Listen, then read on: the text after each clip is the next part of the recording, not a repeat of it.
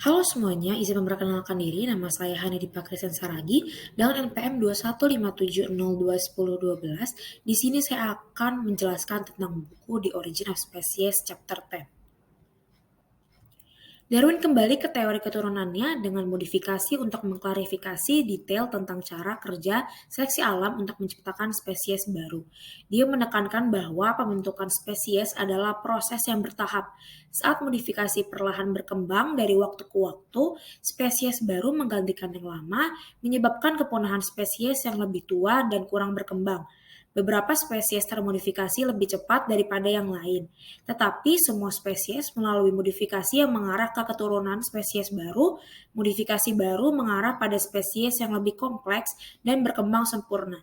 Dan seiring waktu, banyak spesies terbentuk, menciptakan rantai keturunan yang membentuk pola yang menghubungkan spesies lama dengan spesies yang baru, semuanya melalui mekanisme seleksi alam.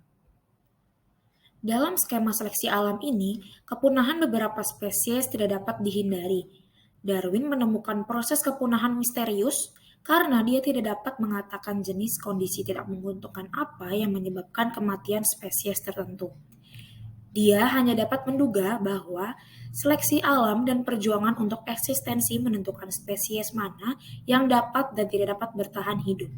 Misalnya, spesies yang mirip biasanya memberikan persaingan terkuat satu sama lain. Jika dua spesies serupa bersaing satu sama lain, satu spesies kemungkinan besar akan menang, sementara yang lain akan menjadi langka di alam dan akhirnya mati. Darwin menjelaskan bahwa sangat tidak mungkin sekali suatu modifikasi punah. Spesies induk asli dapat menghasilkan variasi yang sama lagi dan mempertahankannya di lingkungan yang berpotensi serupa.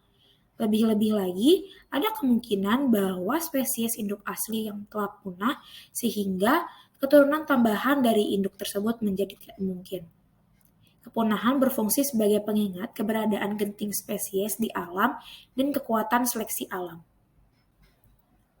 Meskipun seleksi alam hanya terjadi pada spesies individu dan bukan pada seluruh ekosistem atau komunitas biologis sekaligus, Darwin berpendapat bahwa perubahan spesies di seluruh dunia dapat terjadi secara bersamaan. Bukti geologi menunjukkan bagaimana perubahan permukaan bumi terjadi secara serupa di berbagai belahan dunia. Misalnya kapur atau formasi batu kapur serupa telah ditemukan di Eropa, Amerika Utara, dan Amerika Selatan, dan fosil serupa telah ditemukan di kapur serupa ini.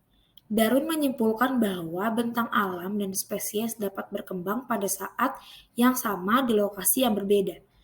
Sebuah proses yang dia sebut suksesi paralel dan dikaitkan dengan lingkungan geologis paralel. Namun, dia berpendapat bahwa spesies tidak selamanya tinggal di lokasi terpisah ini. Mereka dapat bermigrasi dan masuknya spesies baru ke dalam suatu lingkungan menyebabkan persaingan baru yang sekali lagi dapat mendorong proses seleksi alam. Seleksi alam dan pembentukan spesies individu, keduanya merupakan proses kemandirian dan saling ketergantungan. Spesies dapat terbentuk secara terpisah dan bersamaan, tetapi pembentukan atau migrasi satu spesies juga dapat mempengaruhi pembentukan atau kelangsungan hidup spesies lain. Darwin mengulas bagaimana proses keturunan dengan modifikasi menciptakan kedekatan atau hubungan di antara spesies yang berbeda. Di sini dia merajuk kembali ke bab 4 yang berisi bagan yang menyerupai silsilah keluarga. Proses modifikasi menunjukkan bagaimana spesies terkait satu sama lain membentuk famili spesies, di mana satu spesies induk melahirkan banyak spesies lainnya. Catatan fosil juga membantu dalam menemukan spesies mana yang berhubungan satu sama lain, yang mungkin tidak terlihat dari penampilan luarnya. Dua spesies, meskipun terkait, mungkin lebih mirip dengan nenek moyang mereka daripada satu sama lain. Semakin banyak spesies terbentuk, mereka menjadi lebih kompleks dibandingkan dengan spesies aslinya.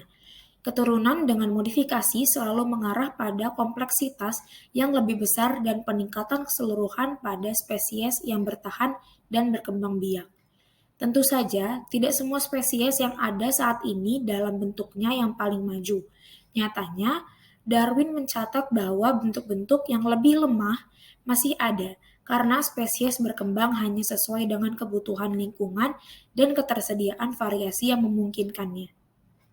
Dia secara eksplisit menerapkan hierarki ini untuk spesies dari berbagai negara, mencatat bahwa spesies Inggris Raya yang dapat bertahan hidup di banyak lingkungan berbeda lebih berkembang daripada spesies Selandia Baru yang tidak dapat bertahan hidup di lingkungan di luar lingkungan mereka. Demikian pula, fosil di Australia yang menyerupai spesies yang ada di Amerika Selatan menunjukkan spesies Amerika Selatan berada pada tingkat evolusi yang lebih rendah, karena spesies paralel di negara lain telah punah.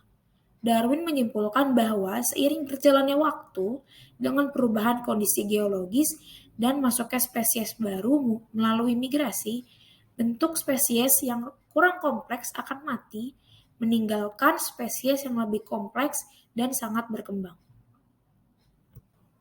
Demikian yang dapat saya sampaikan mengenai buku The Origin of Species Chapter 10. Kurang lebihnya mohon maaf. Terima kasih.